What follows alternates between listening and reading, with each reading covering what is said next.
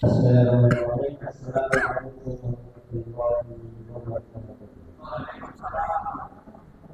Alhamdulillah, alhamdulillah rabbil alamin wa bihi nasta'inu ala umuri dunya wa din wa salatu wa salamu ala nabiyyina wa rasulina Muhammadin sallallahu alaihi wasallam wa ala alihi wa sahbihi wa man tabi'ahum.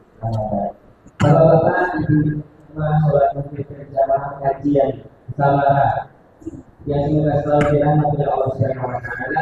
Pertama-tama marilah kita panjatkan puji dan puji syukur kita karena sehingga Allah yang telah memberikan kita nikmat yang berbeda. Dengan nikmat tersebut kita bisa menggunakan untuk beribadah kepada Allah Subhanahu wa taala. Salawat dan salam kita aturkan kepada junjungan kita, Nabi kita, Nabi Muhammad sallallahu alaihi wasallam, serta para sahabatnya, para sahabatnya, dan para tabi'in dan juga para pengikutnya yang selalu diberikan istiqomah dalam menjalankan agama. Amin. Bapak-bapak, ibu-ibu jamaah sholat maghrib dan jamaah kajian bersama Allah Subhanahu wa taala. Untuk kali ini kajian sama yang akan kita dengarkan dan kita laksanakan berjamaah ini, yaitu akan dibawakan dengan tema yang halal dan pandangan Islam. Sebelum kita mendengarkan apa yang disampaikan beliau Rasul tadi, saya akan membacakan sedikit maklumat atau informasi mengenai samaran, yaitu saldo bertanggal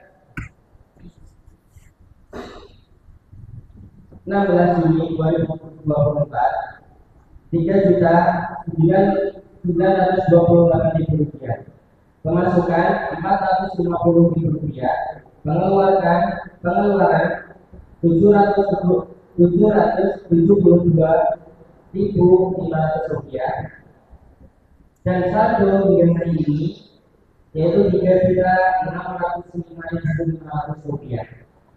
Untuk mempersingkat waktu, marilah kita senantiasa selipkan doa-doa untuk para ahlinya yang selalu senantiasa memberikan sebagian hartanya untuk mensukseskan acara kajian sama hari ini, akan senantiasa Allah berikan kelonggaran, kelapangan, dan istiqomahan dalam membantu kita untuk berjihad dengan Allah Subhanahu wa taala. Memasuki acara yang selanjutnya yaitu susunan acara. Yang pertama adalah pembukaan. Mari kita buka dengan bacaan basmalah bersama-sama. Bismillahirrahmanirrahim. Yang kedua yaitu acara inti. Yang ketiga ayat-ayat, dan yang keempat adalah tutup. Memasuki acara yang kedua yaitu acara inti, kajian dengan tema muhafadzah dalam pandangan Islam yang dibawakan beliau Ustaz Rasul Hani Al-Sinabudin. Kepada beliau kami persilakan. Wabarakatuh. Alhamdulillah hamdan katsiran thayyiban mubarakan fihi kama yuhibbu rabbuna wa yarda. Asyhadu an la ilaha illallah wa asyhadu anna Muhammadan abduhu wa rasuluh. Allahumma shalli ala sayyidina Muhammadin wa ala alihi wa ashabihi ajma'in. Allahumma la ilma lana illa ma 'allamtana innaka antal alimul hakim. Allahumma ya muyassiral 'asir yassiril 'asir fa inna taysiral 'asir 'alaika yasir. Wa anta maulana fa ni'mal maula wa ni'man nasir. Wa ba'd. Jamaah Masjid Al-Jamil yang kami muliakan, alhamdulillah atas izin Allah, rangkaian ibadah telah mudah kita kerjakan. Bagaimana selesai kita mengerjakan sholat maghrib, setelah sebelumnya kita berbuka bersama mengerjakan puasa sunnah di bulan Muharram, yang tentu bulan Muharram ini bulan memiliki keistimewaan, bulan yang Allah Subhanahu wa taala firmankan di dalam surah Al-Fajr ayat 2, walayalin ashar, dan demi malam yang 10. Para ulama berbeda pendapat penafsirannya.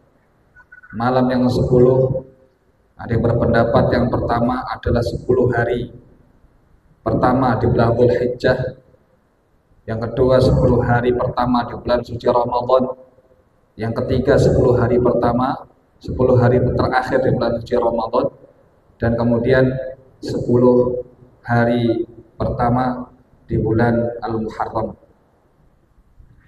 Bulan Al-Muharram sebagaimana yang tadi kita sampaikan, walaupun para ulama berselisih pandang terkait penafsiran ayat walayalin ashar dan demi malam yang 10, ada yang mengatakan dengan 4 pendapat tadi, maka tidak menghalangi bahwa bulan Al-Muharram adalah bulan yang istimewa.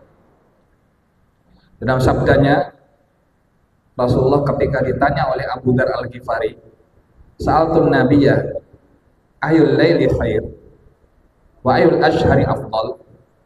Aku telah bertanya kepada Rasulullah tentang malam yang lebih baik atau bulan yang paling afdal. Apakah bulan yang paling afdal? Dia bertanya kepada Rasulullah. Maka Rasul bersabda, "Khairul laili jawfuh." Sebaik-baik malam adalah pertengahannya. Jadi waktu malam yang paling baik apa Pak? Pertengahan malam. Wa afdalul ashhuri syahrullahi alladzi tad'unahul muharram. Kemudian sebaik-baik bulan adalah bulannya Allah yang kalian sebut dengan bulan Al-Muharram. Hadis riwayat Imam An-Nasai. Dalam hadis ini secara langsung Rasul menyebutkan bahwa Muharram adalah bulannya Allah. Dan secara langsung beliau menyampaikan bahwa Muharram adalah bulan yang paling baik dan memiliki keistimewaan. Kalau 4 tadi yang kita sebutkan, Dzulhijjah itu juga baik. Ramadan tentu adalah bulan yang baik karena di situ kita diwajibkan oleh Allah mengerjakan puasa Ramadan, dan di dalamnya ada malam Lailatul Qadar.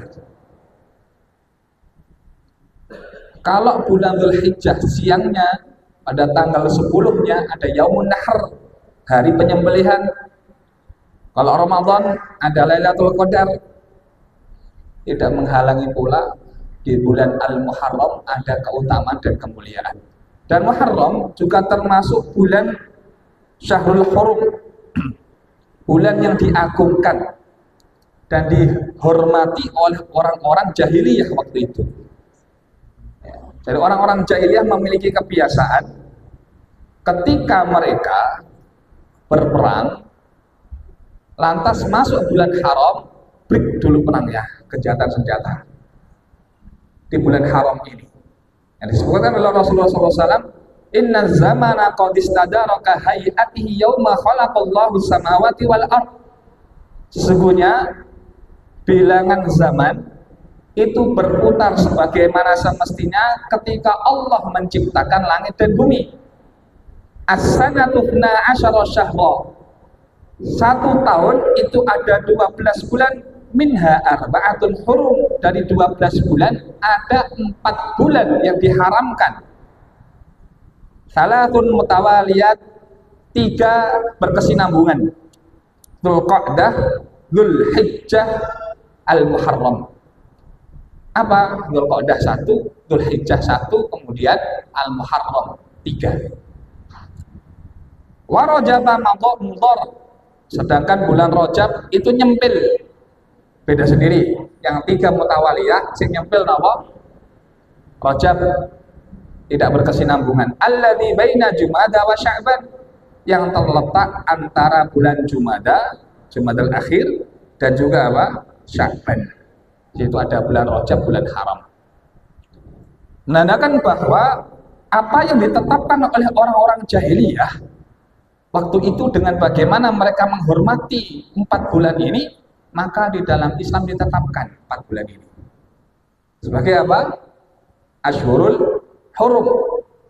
Allah berfirman, inna iddatas syuhuri indallahi 12 syahran fi kitabillah.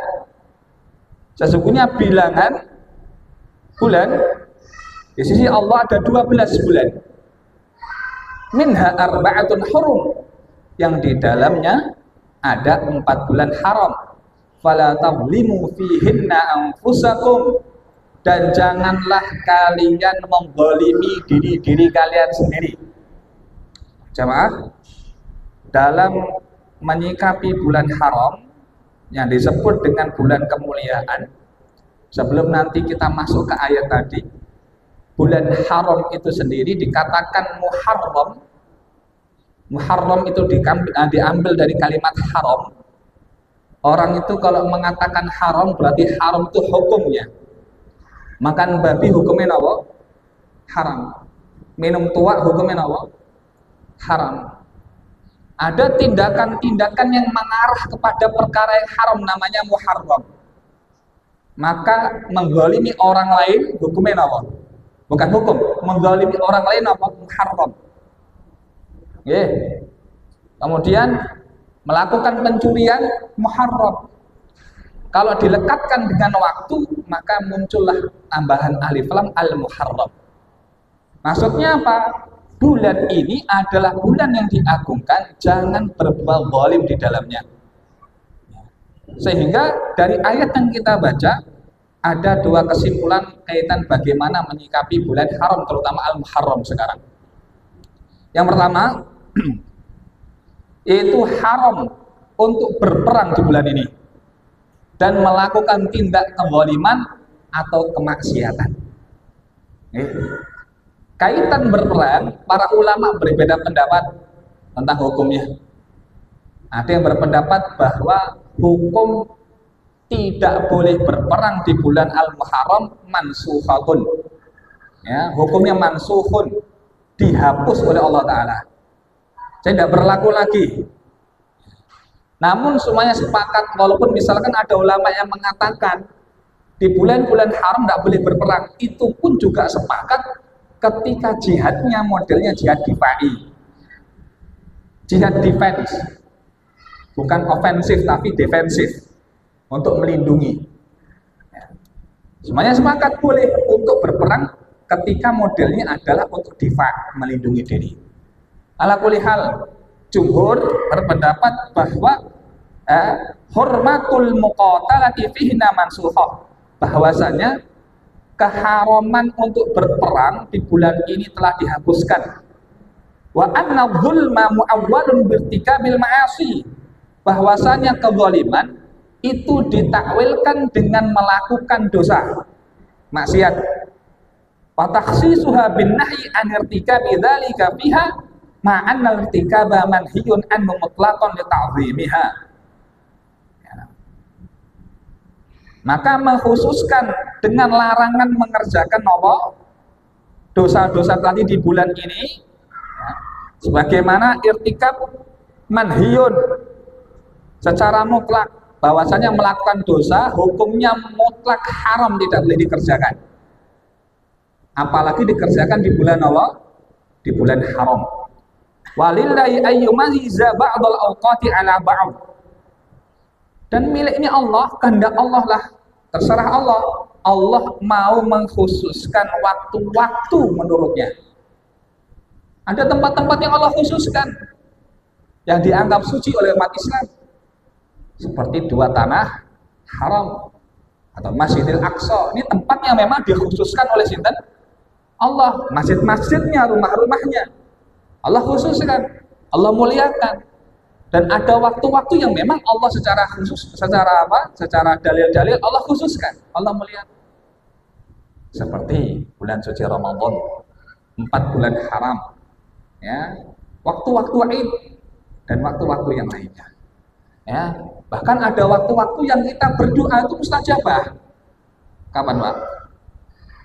Sebelum berbuka puasa, sepertiga malam, Ketika Allah mengkhususkan, Allah yang menciptakan itu. Boleh napa mboten? Ya terserah Allah. Allah mengkhususkan terserah Allah. Fartikabul ma'siyati fihna a'dhamu wizran kartika biha fil harami wa halul ihrami. Dan mengerjakan maksiat di dalamnya jauh lebih besar dosanya sebagaimana seseorang mengerjakan maksiat di tanah haram dalam kondisi berihram. Double, Pak. Wes maksiatnya di mana? Tanah haram. Kondisinya apa? Ihram pun double. Maka ini menandakan bulan-bulan haram adalah bulan yang istimewa.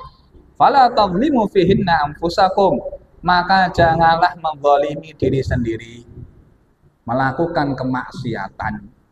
Masalahnya di kita kebiasaan menghitung bilangan itu bukan dengan bilangan hijriah, tapi dengan masehi tahunya. Apa Pak? Januari, Februari sampai Desember. Kalau itu hafal luar kepala. Kalau sekarang ditanya sekarang tanggal berapa?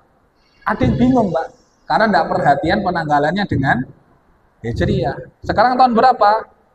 1445. Berarti kita perhatian dengan bulan hijriah. 56. Nah, berarti nggak ngantuk ya. Ini penting karena di dalam bulan-bulan hijriah itu ada yang Allah istimewakan. Seperti 4 bulan haram tadi. Sekarang masuk bulan Juli. Orang nggak tahu kalau ini bulan-bulan haram. Ya, disamakan dengan hari-hari yang lain dia melakukan kemaksiatan-kemaksiatan. Padahal dosanya lebih besar di bulan ini untuk mengerjakan kemaksiatan. Yang pertama.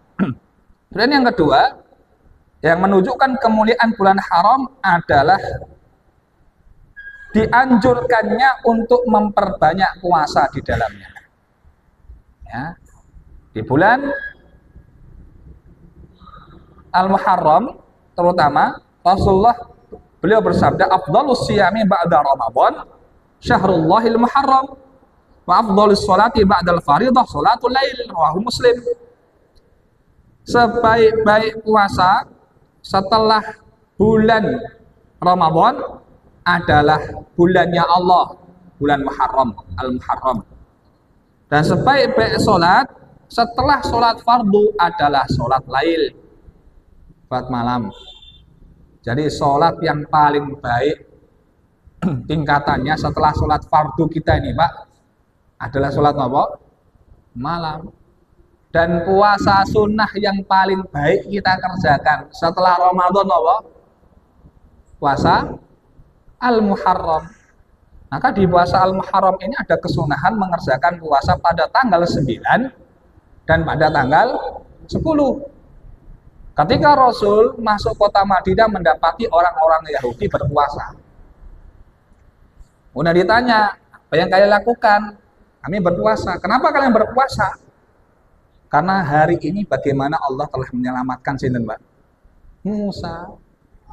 Kemudian Rasul bersabda, nahnu ahakku bi Musa minhum.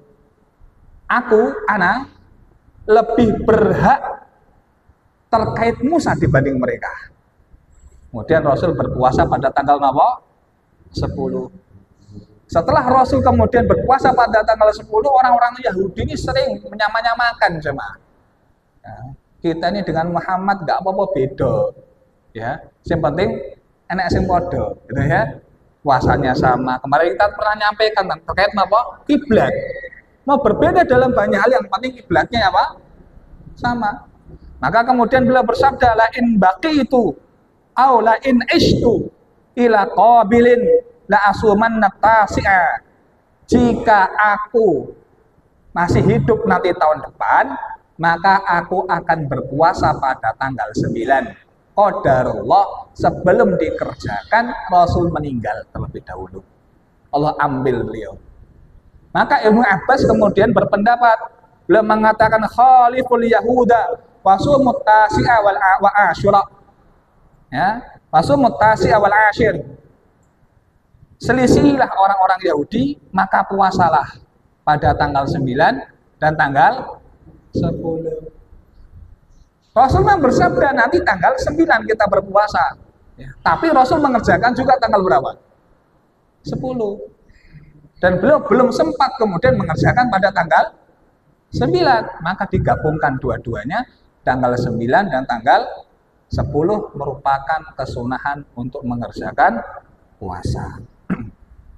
Sehingga ada beberapa kesalahan jamaah menurut Syekh Shalih Al Fauzan, yaitu menyikapi terkait masalah Muharram, terutama pada tanggal 10-nya, yaitu Asyura-nya. Yang pertama yaitu kelompok yang menyerupai Yahudi. Apa yang dilakukan oleh orang-orang Yahudi?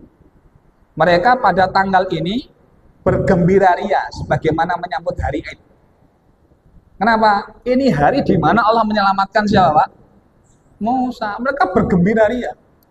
Bahkan mereka kemudian mengenakan celak, menyemir rambutnya, kemudian apa? Membagikan angpau untuk keluarga, memasak makanan yang porsinya lebih banyak dibanding hari-hari biasanya. Ya. Sehingga apa? Ini di luar kebiasaan pada umumnya. Jadi ada yang menyikapi terlalu apa? Euforia. Kemudian yang kedua, menyikapi Asyura itu dengan kesedihan, meratapi ya tanggal 10 sebagaimana ketika itu sinten cucunya Rasulullah Al Husain bin Ali, ya Allah ambil pada tanggal itu, sehingga menyikapinya dengan ratapan. Ada yang memukul-mukul badan, ada yang kemudian melukai kepala, seperti yang dilakukan oleh sinten, Pak? Orang-orang Syiah. Tadi euforia berlebihan, yang satunya apa? Keterlaluan kesedihannya. Terus seharusnya bagaimana kita menghormati waktu tadi sebagaimana Rasul menghormatinya. Mengerjakan ibadah pada suatu hari, jika memang ini istimewa menurut agama kita, maka kita lihat apakah Rasul mengistimewakannya atau tidak. Itu yang harus kita pahami. Ya. Bahkan juga ada saudara-saudara kita yang terutama di Pulau Jawa yang meyakini ya kalau ini bukan Asyura-nya, tapi malam suronya, malam menyambut tahun Hijriah. Ya qadarullah, satu Muharram sama kayak satu, ya namanya satu suro atau aneh, satu suro. Maka ada yang kemudian kalau sudah memasuki bulan suro tidak boleh untuk menikahkan anak-anaknya.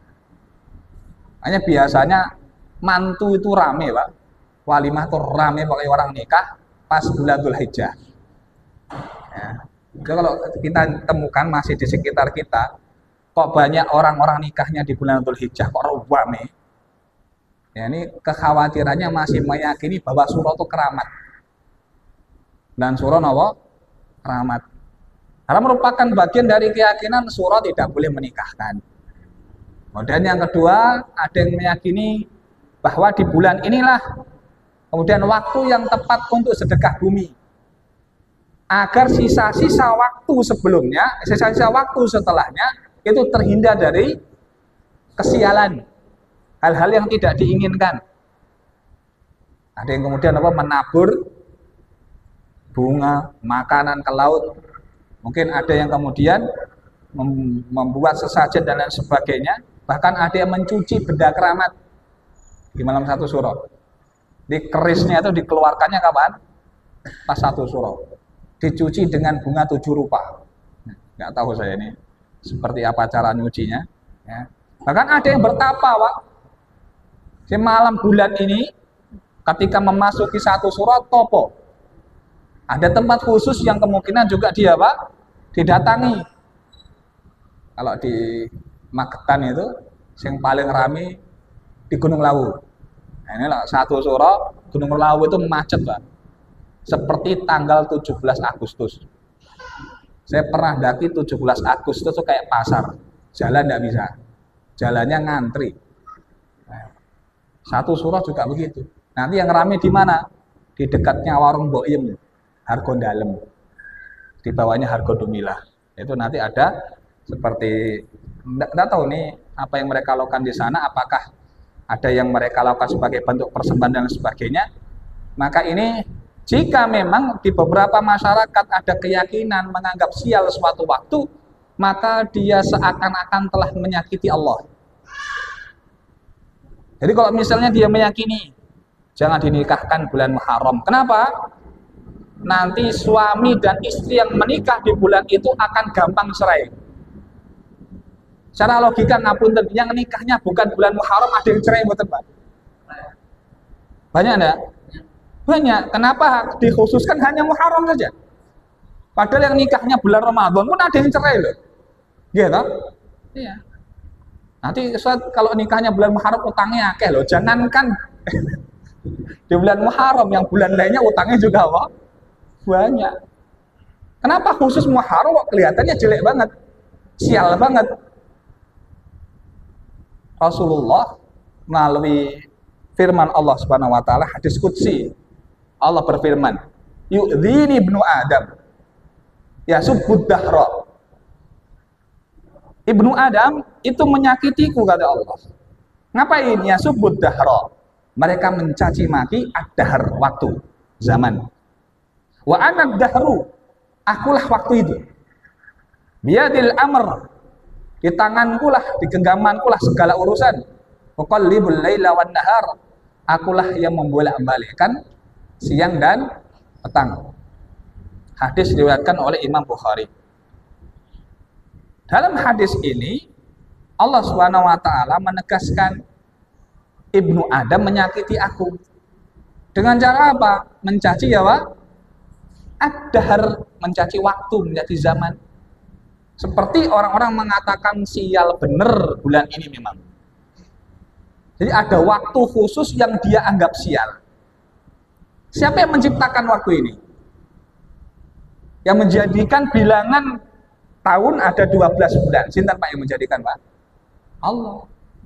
Mau dihitung dengan ilmu falak sekalipun pasti balik lagi nanti. Allah sudah menciptakan waktu. Kalau kita mencaci waktu berarti mencaci sinten, Pak? Mencaci Allah. Maka mencaci waktu dalam hal ini terbagi menjadi 3, kata Syekh Shalih Utsaimin. Yang pertama, ayak sudal khabaru mahad dunal laum. Jika seseorang hanya memaksudkan hal ini sebagai apa? Kabar murni, memberikan kabar. Tidak bermaksud untuk mencaci, tidak masalah, Pak. Seperti misal seorang mengatakan, ya, hari ini panas banget, ya. Hari ini apa? Panas. Ini kan kabar, ini kabar ini. Dia memberikan kabar bahwa hari ini apa? Panas. Bulan-bulan ini kalau di Gunung Lawu adem enggak karuan, Pak. Ya, tak? Karena puncak-puncaknya apa? Juli dan Agustus. Nah, di Dieng sekarang beku, Pak. Minus derajat. Ya, di bawah 0 derajat. Berarti dingin. Dia mencaci waktu napa mboten iki? Mencaci napa? Bulan? Tidak. Hanya memberikan kabar. Seperti perkataan Lot, "Hada yaumun asib." Ini adalah hari yang berat ketika Allah timpakan azab waktu itu. Ini hari yang berat. Jika dia bermaksud untuk memberikan kabar, tidak jadi masalah. Tidak ada maksud untuk mencaci waktu. Kemudian yang kedua, ayasubbad dahru ala annahu wal fa'il. Nah, ini yang berbahaya. Yaitu jika seseorang memaksudkan ketika mencaci waktu, dia bermaksud bahwasanya waktu itulah yang bermasalah. Dia fa'ilnya, dia pelakunya.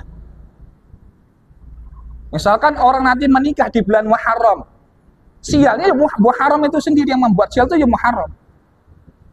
Ya. Yang membuat bangkrut ya Safar. Januari, Februari dan sebagainya. Dia menganggap ini hari ini memang hari sial, betul ya. Bahwasanya pelakunya adalah ini, hari ini. Maka beliau menyampaikan jika keyakinannya demikian, dikhawatirkan keluar dari Islam. Karena sebabnya sial atau bukan sial, bahagia, kesedihan dan lain sebagainya. Sinten Pak sebabnya, Pak? Allah, Pak, yang mampu. Itu yang kedua. Yang ketiga, yaitu seseorang mencaci waktu tidak meyakini bahwasanya fa'ilnya waktu itu. namun Allah yang melakukan. Dia kemudian mencaci waktu dan yakin yang menciptakan waktu ini adalah Allah Subhanahu wa taala, maka inilah yang dimaksud dalam hadis. Muharram ini bulan sial. Ya, Pak. Berarti dia mencaci sinten, Pak? Mencaci sinten? Yang menciptakan haram sinten, Pak? Allah. Seakan-akan dia mencaci Allah. Harusnya nggak ada aja Muharram, Pak. Dari Dzulhijjah langsung lompat Safar. Muharram nggak ada aja. Yang menciptakan Muharram sinten? Menjadikan waktu bilangan 12 Allah. Makanya di dalam Islam ada keyakinan-keyakinan yang perlu untuk kita tepis, yaitu keyakinan tatoyur. Seperti ini beranggapan sial, itu tatoyur atau tasya'um, beranggapan sial pada sesuatu. Seperti misal, ada orang yang merasa sial karena hewan tertentu, Pak. Jadi nanti kalau dia dengarkan suara burung kukuk, burung hantu, di rumahnya ada yang hinggap, menandakan nanti kapan waktu di dalam rumah itu ada yang mati. Ada keyakinan begitu. Nah, ini ternyata keyakinan orang Arab jahiliyah. Bukan di sini, tapi di jahiliyah dan Arab jahiliyah. Meyakini bahwasanya kalau ada burung yang hinggap, burung ini jelmaan roh dari orang yang telah meninggal dunia. Jadi ngengok omah, melihat ya rumahnya. Kemudian beranggapan sial dengan tanggal dan bulan tertentu. Ya biasanya terkait adanya hajatan. Seperti tadi di bulan Suro, bulan Muharram. Ya, tidak boleh menikah. Nanti kalau bisa di sini, ya, bikin ini aja, Pak. Nikah masal di bulan Muharram. Nikah masal. Tapi ya, dilihatnya memang aneh. Tapi bagaimana? Tidak boleh kita meyakini adanya kesialan di bulan ini. Rasul menikahi Bunda Aisyah di bulan apa, Pak? Syawal itu anggapannya orang-orang jahiliyah waktu itu adalah bulan sial. Sofar itu anggapan orang-orang jahiliyah bulan sial. Maka Rasul bersabda, wala sofaro, tidak ada keyakinan sial terkait bulan Sofar. Makanya Fatimah dinikahkan di bulan Sofar dengan Ali. Fatimah dinikahkan bulan Sofar, sedangkan Rasulullah menikah pada bulan Syawal pun, Pak. Ada bulan sial di sini? Tidak ada. Ya. Kemudian yang ketiga, yang berikutnya, keyakinan sial terkait angka tertentu. Ya banyak nih, nggak tahu. Ya. Jadi kan kalau suka bola biasanya ada nanti muncul tuh. Angka 13, pemain bola nggak pada mau pakai. Ya, bahkan di sini pun kita ada gedung di lantai 1, 2, 3, 4, kalau sudah sampai angka 13 dilompati. Gitu. 12 A, 12 B, 14. Saya pernah ke Jakarta itu ngitung, Pak. Agak iseng, Pak. Kok angka 13 sih gak enak? Gak ada. Jadi tingkatnya dari 12, 12A, 12B baru kemudian loncat 14. Gak ada 13-nya. Atau angka keramat gak tahu berapa gitu ya. Misal. Kemudian ada yang beranggapan sial dengan ramalan bintang atau zodiak tertentu. Lah ini dulu banyak nih. Ya, bertebaran di masyarakat melalui majalah-majalah, Pak. Kamu lahirnya bulan apa? April, berarti Aries. Nah, nanti kalau Aries rezekinya begini nih, jodohnya begini. Nah, ini syirik kecil, Pak. Kalau dia meyakini, kemudian masih meyakini Allah yang memberikan sebab, syirik kecil khawatirnya. Tapi kalau bulan inilah yang kemudian menjadikan dia sial, bukan Allah. Menjadikan dia bahagia, bukan Allah. Khawatir keyakinan imannya hilang dia. Atau yang merasa sial dengan letak posisi tempat tinggal misal. Ya. Kalau kita meyakini sial, jangan diyakini posisinya sebagai posisi pembawa sial. Tapi letakkanlah kepada sebab yang menurut logika benar. Misal ada orang yang meletakkan rumahnya di pertigaan, pas apa namanya itu, tusuk sate. Ya, biasanya wong ngantuk dikira jalannya lurus, ternyata belok, itu bablas nabrak pagar. Nah, seperti menggunakan warna hijau, ambil yang posisi positifnya. Tidak boleh naik Gunung Lawu menggunakan baju napa? Hijau. Bukan karena nanti ada penunggunya yang suka hijau. Tapi kalau kamu hilang, nyusahin tim SAR. Hijau kabeh sama pepohonan warnanya sama, Pak. Dedaunan juga warnanya apa? Waduh hijau nih, menyusahkan. Jadi bukan kemudian meyakini seperti karena apa? Di dalam hadis yang diriwayatkan oleh Ibnu Mas'ud ketika berbicara kaitan masalah tiarah, ini sudah azan. Belum. Ini nggak ngikuti sana ya. Lanjut ya. Sebagaimana keyakinan orang-orang fama minna illa terkait keyakinan tiarah, dan kadangkala di antara kita itu terbesit keyakinan begitu, Pak. Mohon maaf, kadang-kadang muncul itu. Ya, jangan naik motor kalau lewat tempat angker, meyakini orang-orang sudah saling berbincang-bincang. Aku kemarin lewat sana loh, dirui tenanan. Lihat penampakan. Jenengan kalau lewat situ ada muncul sedikit keyakinan buat Mbak. Yuk, jujur mawon.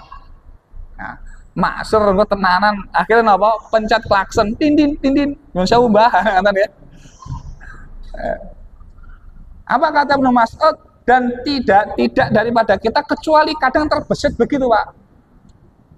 Nah, karena keyakinan seperti ini kadang berhembus di hati kita. Sehingga napa resepnya Rasulullah SAW mengajarkan doa terkait bagaimana ketika kita mendapati yang seperti itu.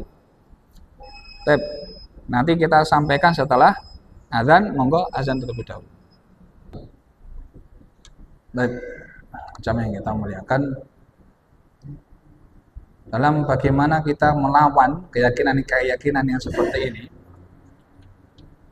Rasulullah SAW dalam hadisnya beliau bersabda, la adwa wa la tiyarata wa yu'jibuni al-fa'lu. Qalu wa mal fa'lu? Qala al-kalimatu thayyibah. Beliau bersabda, tidak ada penyakit yang menular. Maksudnya penyakit yang menular adalah menular dengan sendirinya tanpa sebab. Karena penyakit itu menular pasti ada sebabnya. Yang menyebabkan pinten, Pak? Allah yang menyebabkan penyakit itu menular. Karena ada sahabat yang kemudian protes. Ya Rasulullah, bukankah onta sakit diwor sama yang sehat jadi apa? Berarti menular dong. Katanya tidak ada penyakit yang menular. Kemudian Rasul bersabda beliau, terus yang menjadikan penyakit pertama siapa? Sahabat terdiam. Oh iya betul juga. Yang menjadikan sakit pertama sinten, Pak? Izin siapa? Allah sudah. Karena nanti kalau meyakini seperti ini kita tidak beriman kepada sebab. Bahwa sebab daripada kebaikan yang didapatkan, keburukan yang terjadi pada kehidupan seseorang, itu yang menyebabkan sinten? Allah. Kemudian wa yu'jibuni al-fa'lu, kemudian yang membuat aku takjub kata beliau adalah al-fa'lu. Sahabat bertanya, fa'lu itu apa? Al-kalimatut thayyibah. Perkataan-perkataan yang thayyibah. Yang mentasjik jiwa kita, yang memotivasi diri kita, Pak. Jadi kalau ada keyakinan-keyakinan yang kemudian berupa kabar burung dari masyarakat, nanti kalau bulan ini kamu begini akan seperti ini, kalau lewat tempat ini kamu akan begini, maka kita memotivasi diri kita sendiri. Ya, kok betulan lewat jembatan jatuh, ya kebetulan masyarakat meyakini kalau kamu nggak kolonun jatuh betulan, maka dikembalikan kepada sebab yang masuk logika. Oh ini saya jatuh, banku kempes, Pak. Bukan karena ada sinten penunggunya. Karena kalau seperti itu maka akan semakin kuat tatoyurnya nanti. Keyakinan tatoyur itu akan semakin kuat. Ya. Sampai diajarkan oleh beliau kaitan doa, Allahumma la ya'ti bil hasanati illa anta wa la yadfa'us sayyiati illa anta wa la haula wa la quwwata illa bika Ya Allah, tidak ada yang mendatangkan kebaikan kecuali Engkau. Tidak ada yang menolak keburukan kecuali Engkau. Dan tidak ada upaya, daya dan upaya kecuali dari Engkau. Kalau tertimpa musibah, kebetulan kok tertimpa musibah, pas nepati, Pak. Gara-gara nikahku bulan Muharram misalnya. Beneran Pak ada musibah, orang-orang sudah ngomong ini tuh. Maka baca doa ini untuk menghilangkan keyakinan tatoyo dan tasya'um tadi. Ya. Diyakini kemudian apa? Diangan-angan tidak ada yang mendatangkan keburukan kecuali sinten, Pak? Allah. Tidak ada yang mendatangkan kebaikan kecuali Allah. Tidak ada yang mampu menolak keburukan kecuali sinten? Allah. Kuat imannya nanti. Karena dalam urusan tiarah, Ibnu Mas'ud ya disandarkan kepada Rasulullah, dia berkata at-tiyaratu syirkun, tatoyur itu syirik. Keyakinan seperti ini apa? Syirik. Tapi kalau masih meyakini sebabnya karena Allah, namun masih meyakini kalau angka ini membuat sial dan sebagainya, maka itu telah membawa dia kepada syirik kecil. Ya. Sedangkan dosa yang tidak diampuni apa? Syirik, bukan hanya syirik besar. Syirik kecil itu pun bisa bernilai apa? Besar kalau kemudian bertumpuk banyak syirik kecilnya. Baik. Hal ini yunafi tauhid. Tiarah, keyakinan tiarah itu menghilangkan tauhid dengan dua tinjauan. Yang pertama, orang yang meyakini tiarah tadi, dia akan memutus tawakal kepada Allah. Akhirnya mau lewat jalan itu nggak berani. Kenapa? Orang nanti jam sekian lewat itu nanti pasti akan diganggu dan sebagainya.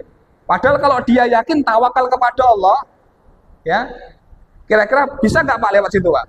Bisa. Makanya qat'ut tawakal, padahal tawakal merupakan bagian dari ibadah. Kemudian yang kedua, annahu ta'allaqa bi amrin la haqiqatan lah. Dia nanti akan ketergantungan dengan perkara yang tidak ada hakikatnya, Pak. Ini hanya sebatas khayalan atau praduga. Ini dugaan dok. Jangan-jangan emang sudah benar pasti kejadian. Tidak tahu Pak, tapi masyarakat sudah ngomongin masalah ini loh Pak. Ya, nanti kalau orang yang nomor 1 nikah sama yang nomor 3 dan sebagainya itu. Yakinan tasya'um. Oke? Karena kondisi juga disebutkan di sini, kondisi orang yang kemudian bertatoyur itu dia akan terlemas dari dua kondisi. Satu, orang yang memiliki keyakinan ini dia akan berpotensi meninggalkan amal, Pak. Ya. Kenapa Mbak nggak mau bisnis hari ini? Hari ngeblakin Mbak. Mbahku meninggal pada bulan ini, tanggal ini. Jadi saya nggak berani nanti membawa sial. Akhirnya meninggalkan amal loh dia, Pak. Iya. Ya, itu pertama. Yang kedua, ayam dia lakin fi qolakin.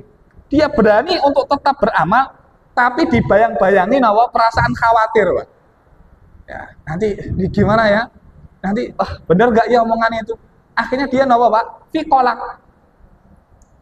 Ragu-ragu. Khawatir. Sehingga tidak nyaman bagaimana cara dia berhidup. Cara dia hidup. Ini bahayanya keyakinan sial. Maka Muharram itu sama kayak bulan-bulan yang lainnya. Bahkan Allah memuliakan bulan ini. Maka Muharram apakah ada kesialan di dalamnya, Pak? Tidak ada. Jangan beranggapan sial kepada waktu tertentu karena ini menyakiti sinten? Allah Subhanahu wa taala. Baik, sampai di sini mungkin ada pertanyaan, kita persilahkan.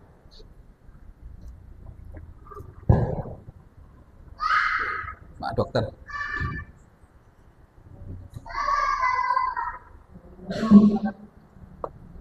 Assalamualaikum.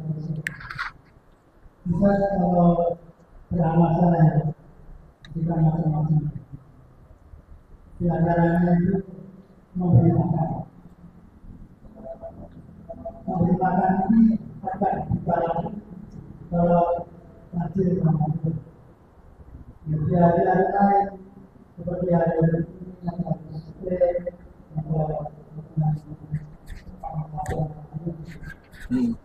Tapi itu warnanya biar lain.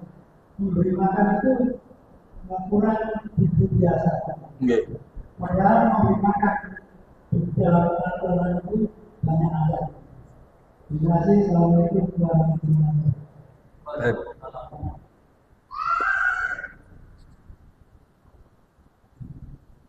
Nggih. Terkait bagaimana dia mengkhususkan dalam beramal. Memang ada waktu-waktu khusus secara syariat yang Allah kemudian lipat gandakan pahala. Seperti misalkan bulan Ramadan. Ya. Allah Rasulullah sampai menyebutkan siapa man aftara shaiman. Ya. Siapa yang ngasih makan orang berbuka puasa, maka dia dapat pahala apa? Puasanya. Kebetulan Ustaz, di bulan Ramadan itu kan ada hadis yang mengatakan pahala dilipat gandakan. Ya saya pilih Ramadan.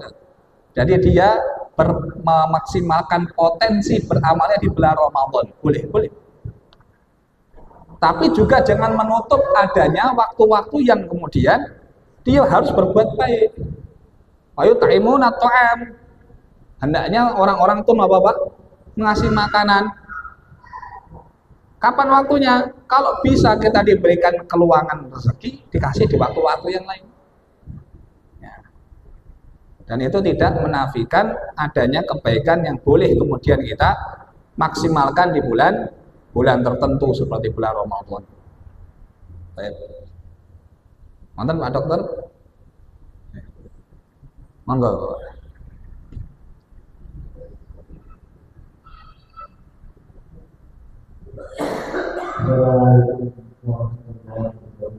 Assalamualaikum. Yang kami tanyakan, seandainya ada orang yang percaya bahwa diri mereka pada hari akan sampai. Keyakinan sampai itu termasuk dialog. Terima kasih.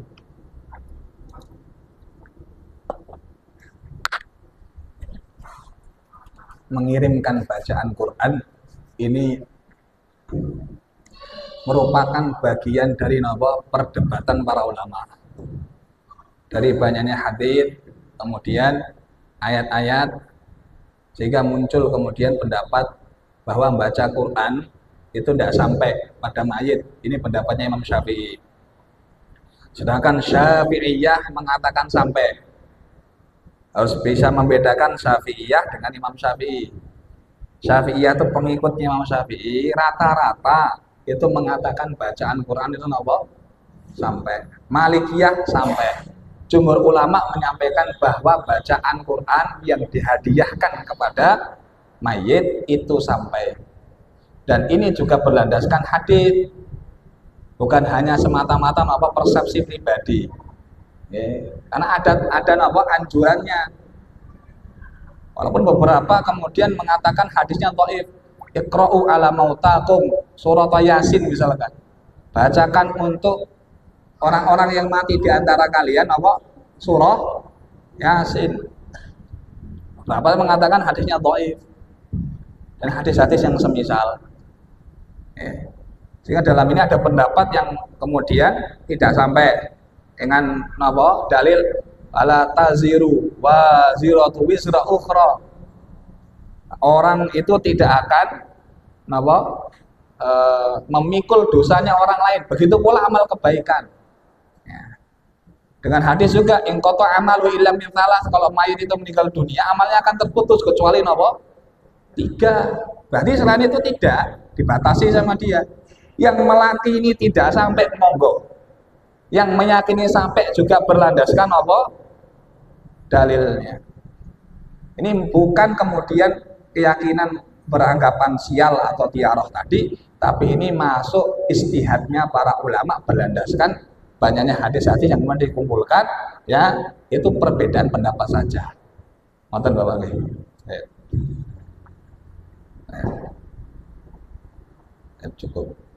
Cukup saya tutup. Jamaah yang kita muliakan, semoga yang sedikit ini manfaat. Assalamualaikum warahmatullahi wabarakatuh. Kita bisa mengaplikasikan kehidupan sehari-hari kita, bisa mengamalkan dalam ibadah-ibadah kita. Barakallahu fikum. Tidak saya kami itu penumpang dalam alhamdulillah rabbil alamin.